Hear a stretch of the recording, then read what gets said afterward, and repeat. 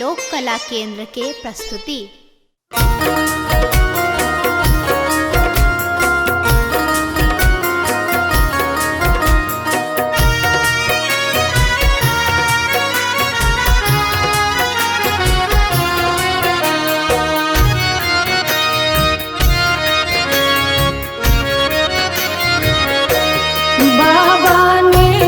चलियो हमरो अपन नगरी, बाबा लेने चलियो हमरो अपन नगरी।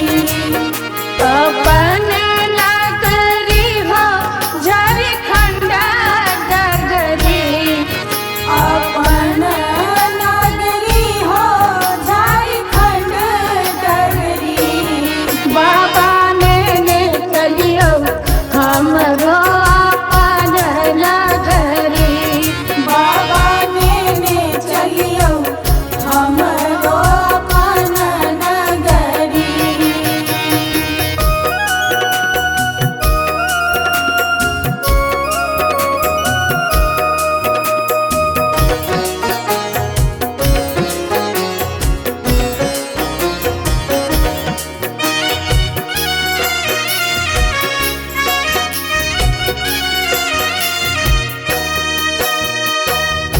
अंगना बहारब बाबा घरवा बहारब, अंगना बहारब बाबा घरवा बहारब।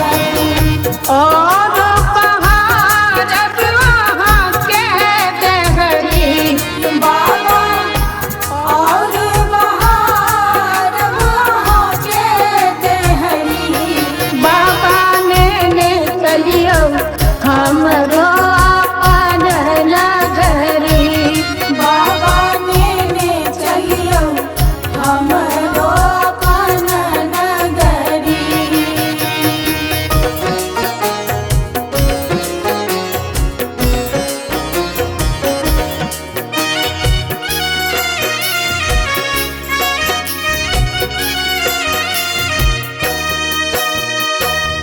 वहाँ के नगर में बाबा गंगा नहायब, वहाँ के नगर में बाबा गंगा नहायब। जल भरिया नब भरी गगरी, बाबा जल भरिया नब भरी गगरी। बाबा चलियो हमरो अपन नगरी, बाबा लेने चलियो हमरो अपन नगरी।